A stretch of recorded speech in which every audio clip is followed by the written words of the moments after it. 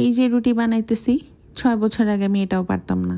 মানে আমার বিয়ের 6 বছর আগে আমি এটাও পারতাম না।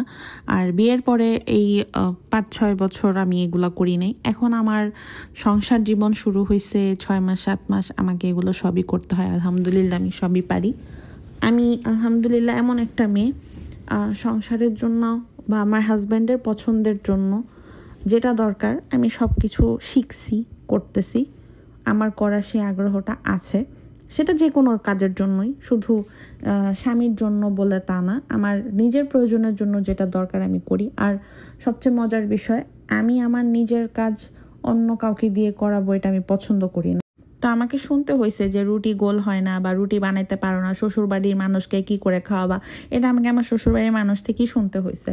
তো আলহামদুলিল্লাহ আমার রুটি এখন গোলও হয়, আমি নাস্তাও বানাইতে পারি, আমি হরেক রকমের নাস্তাই বানাইতে পারি।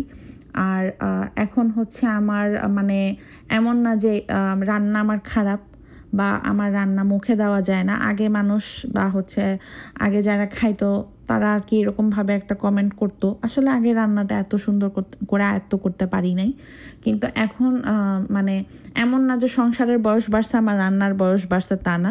আমি খুব রিসেন্টলি ভালো করে রান্নাটা করতেছি, 2-3 বছর ধরে আমার মার সাথে সাথে আমি রান্নাগুলা মানে মা রান্না করতাম, আমি ভিডিও করতাম, এভাবে দাঁড়ায় দাঁড়ায় দেখছি আম্মুর রান্নার টেকনিকগুলা। তারপরে আমার যা রান্না করতো দাঁড়ায় দাঁড়ায় তার টেকনিকগুলা দেখছি।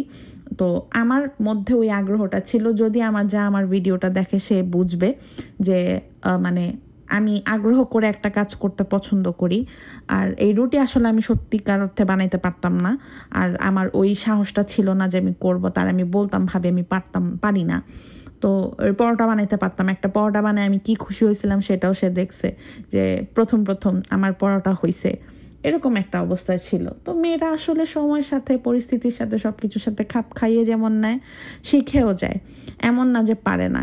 কিন্তু মেয়ে মানুষের জীবনে অ্যাপ্রিসিয়েশন বলতে কোনো শব্দ এক্সিস্ট করে না। তাই ঘরের মেয়েদেরকে প্রতিদিন একবার হলেও ধন্যবাদ জানাবেন, কারণ তারা কষ্টটা আপনার আমার জন্যই করে।